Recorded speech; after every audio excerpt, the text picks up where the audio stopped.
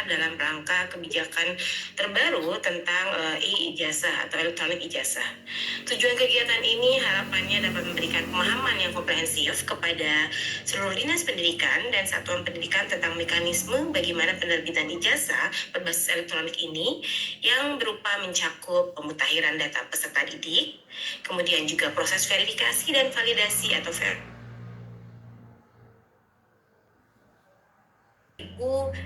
stakeholder bisa mendengarkan, menyimak dengan seksama dari awal hingga akhir acara, karena untuk dapat agar Bapak Ibu, terutama Dinas Pendidikan, dapat memastikan bahwa data peserta didik sudah valid, dan harapannya kita akan meminimalisir data residu gitu Bapak Ibu ya, jika terdapat data residu. Jadi seperti ketidaksesuaian nama, mungkin juga akun double, NIK, NISN, atau identitas lainnya, dan sekolah dapat segera melakukan perbaikan-perbaikan. Jadi untuk SD ini Pak Direktur saya sampaikan tidak terlalu banyak data residu, sehingga saat ini kami pun juga paralel tetap berkoordinasi dengan teman-teman dari UPT kita, BBMP maupun BPMP, untuk mengingatkan selalu kepada Dinas Pendidikan dalam rangka meminimalisir data residu ini. Bapak Muhammad Salim, Direktur Sekolah Dasar, untuk memberikan arahan kegiatan serta membuka webinar ini secara resmi. Kepada yang terhormat, Bapak Muhammad Salim dipersilahkan. Terima kasih Mbak Citra. Assalamualaikum warahmatullahi wabarakatuh. Selamat pagi, salam sejahtera untuk kita semua. Om Swastiastu, Namo Buddhaya, salam kebajikan. Yang sama-sama kita hormati Dinas Pendidikan Kabupaten Kota, para narasumber baik dari Setjen Potaspen maupun Pusdatin, rekan-rekan Direktorat SD, para kepala sekolah, guru maupun operator SD negeri, swasta, maupun Satuan Pendidikan Kerjasama SPK di Indonesia, para Tikbud dan kepala sekolah luar negeri, seluruh penonton YouTube Direktorat SD dimanapun berada yang saya banggakan. Pertama, marilah kita panjatkan puji dan syukur kepada Allah Subhanahu wa Ta'ala, karena berkat rahmat dan inahnya lah di pagi yang cerah ini kita dapat beraktivitas dan berjumpa secara daring untuk mengikuti kegiatan webinar sosialisasi e-ijazah jenjang sekolah dasar 2025 dalam keadaan sehat. Tentunya kita selalu berharap terus diberikan nikmat kesehatan sehingga kita senantiasa dapat mengawal pendidikan berbundu untuk semua dengan baik, sehat, dan lancar. Bapak Ibu, rekan-rekan sekalian, sebagai upaya internalisasi joyful, hal yang menggembirakan dalam pendekatan deep learning, pembelajaran mendalam, izinkan saya mengawalinya dengan pantun. Buah jeruk berbunga melati, adonan roti dikasih ragi. Mari kita ketuk semua pintu hati untuk senantiasa bekerja sama dan bersinergi. Ada satu lagi nih, kain songket dari Palembang, kain kerawang dari Kalimantan. Melalui e-ijazah, ayo kita semua terbang melayang, tingkatkan mutu pendidikan. Baik, Bapak Ibu, rekan-rekan sekalian yang saya hormati, sebagaimana kita ketahui bersama bahwa ijazah merupakan dokumen yang menandakan kelulusan peserta didik dari suatu jenjang pendidikan. Gak apa-apa kita. Sebagai dokumen yang memiliki nilai hukum, ijazah harus dikelola dengan tertib, akurat, dan akuntabel agar tidak menimbulkan permasalahan administratif di kemudian hari. Pada tanggal 7 Oktober 2024, pemerintah telah mengeluarkan Permendikbudristek nomor 58 tahun 2024 tentang ijazah jenjang pendidikan dasar dan menengah. Regulasi ini tentunya menjadi tonggak perubahan tata kelola ijazah. Dari yang semula dikelola secara konvensional menggunakan belangko menjadi ijazah elektronik. Permendikbud tersebut menyebutkan bahwa tata kelola ijazah akan diselenggarakan secara modern, sederhana, dan dengan memanfaatkan teknologi informasi. Seiring perjalanan kebijakan ijazah pada tanggal 20 Maret 2025 yang lalu, Kemdikbud telah menerbitkan pedoman pengelolaan ijazah. Pedoman tersebut tentunya disusun dengan tujuan memberikan panduan teknis dan sistematis agar seluruh proses pengelolaan ijazah mulai dari validasi data, penomoran ijazah dan seluruh penatausahaannya berjalan tertib serta meminimalkan kesalahan dan atau penyalahgunaan.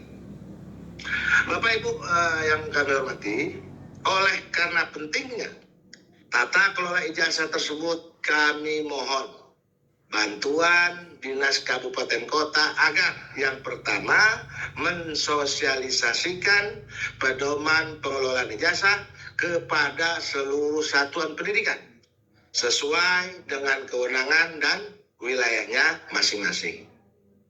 Selanjutnya melakukan pembinaan, pendampingan dan pengawasan dalam tata kelola e-ijazah. Dan juga memastikan data satuan pendidikan, akreditasi, nomenklatur, dan kepala sekolah. Selain itu, Bapak Ibu rekan-rekan sekalian, kami juga memohon bantuan para satuan pendidikan di seluruh Indonesia agar melakukan pemutakhiran data peserta didik. Juga memastikan validasi data peserta didik tingkat akhir atau calon para lulusan, dan memeriksa kesesuaian data kepala sekolah yang akan menandatangani e-ijazah. Validasi data penerima ijazah akan menjadi langkah penting untuk memastikan keakuratannya. Oleh karena itu, kita perlu memastikan bahwa data peserta didik benar-benar sudah valid. Jika terdapat data residu sebagaimana disampaikan oleh Tailani seperti tidak kesesuaian nama, NIK, NISN atau identitas lainnya, segera wajib untuk memperbaikinya. Karena data residu akan menghambat proses validasi dan dapat mempengaruhi tentunya e-ijazah yang pada gilirannya berdampak pada para peserta didik kita semua. Selain itu, sekolah juga harus memastikan jumlah peserta didik di data Dapodik sesuai dengan jumlah sebenarnya. Jadi harus sesuai dengan kondisi data existing yang ada. Kami berharap agar Dinas Pendidikan, Kabupaten Kota, Kepala Sekolah, Operator Sekolah mensukseskan bersama-sama kebijakan e-ijazah, karena itu tentunya demi kepentingan dan masa depan anak didik kita bersama. Semoga webinar ini dapat memberikan manfaat bagi seluruh pihak yang terlibat dalam pengelolaan ijazah dan turut berkontribusi dalam meningkatkan kualitas administrasi pendidikan di Indonesia. Akhirnya, saya ucapkan terima kasih kepada seluruh pihak yang telah mendukung kegiatan ini. Mari kita bersama memberikan layanan yang bermutu untuk semua. Insya Allah setiap langkah yang kita lakukan senantiasa diridhoi oleh Allah Subhanahu wa Ta'ala, Tuhan semesta alam, dan menjadi ladang ibadah untuk semua. Dan akhir kata, saya ucapkan terima kasih lagi kepada teman-teman, dan dengan mengucap Bismillahirrahmanirrahim, acara webinar ini saya buka secara resmi. Diawali dengan pantun, kata Teh Lani harus diakhiri juga dengan pantun. Begitu Teh ya? Sungguhlah nan cantik gadis remaja, Cakep. Nah itu, tadi nggak ada cakepnya ini. Berparas ayu, bermata bening, dan tinggi semampai. Cakep. Selamat mengikuti sosialisasi ijazah dengan seksama agar target modernisasi yang diharapkan dapat tercapai. Demikian Bapak Ibu saudara sekalian, Nasrun minallah wa fatrun qarib wa basyiril mu'minin. Assalamualaikum warahmatullahi wabarakatuh. Waalaikumsalam warahmatullahi wabarakatuh. Terima kasih kepada Bapak Muhammad Salim atas arahan serta membuka webinar secara resmi. Mas Haris, materi pertama akan disampaikan oleh Mas Haris selama kurang lebih 40 menit. Lalu berikutnya dilanjutkan oleh pemaparan materi dari Mbak Anggun. Kemudian setelah itu kita lanjutkan dengan sesi tanya jawab. Bapak Ibu yang ingin menanyakan terkait tentang e-ijazah untuk jenjang sekolah dasar, silahkan cantumkan dalam kolom komentar di kanal YouTube kami. Setelah kedua narasumber memberikan materi, barulah kita akan melakukan sesi tanya jawab. Baik, kami persilahkan kepada narasumber pertama kita, Pak Sari Simanjuntak, untuk memberikan materi terkait tentang regulasi e-ijazah. Silakan. Baik, terima kasih Pak Yohan untuk waktu dan kesempatannya. Ya, semoga suara saya sudah dapat terdengar, Pak Yohan. Terdengar jelas.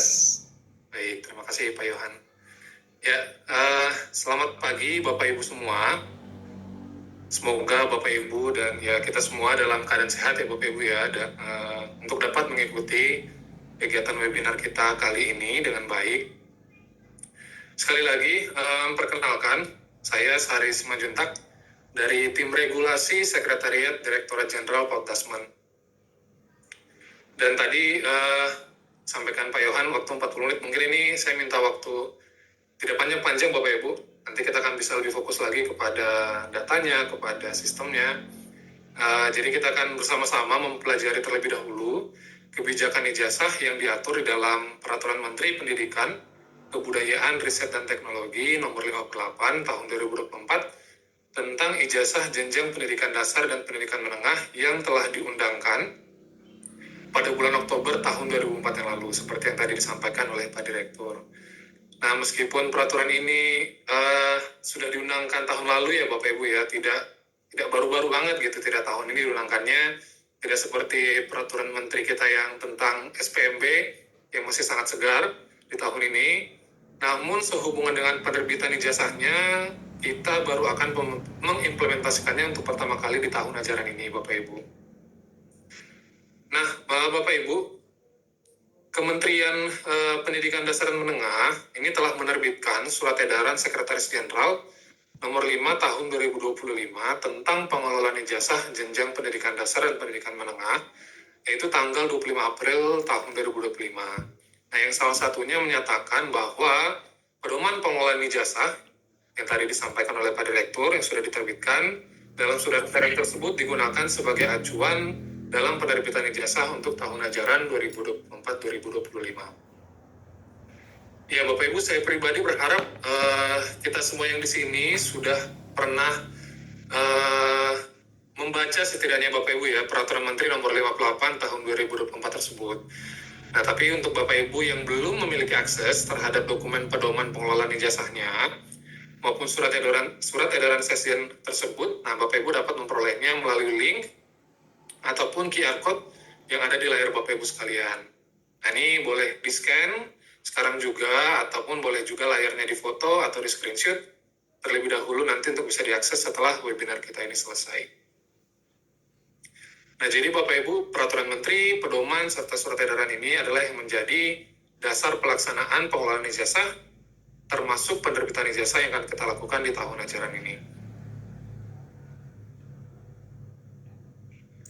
Ya Bapak Ibu, penerbitan ijazah berbasis TIK serta adanya sistem verifikasi ijazah Ini diharapkan akan meningkatkan efisiensi administrasi baik di tingkat kementerian, di dinas pendidikan, juga di satuan pendidikan.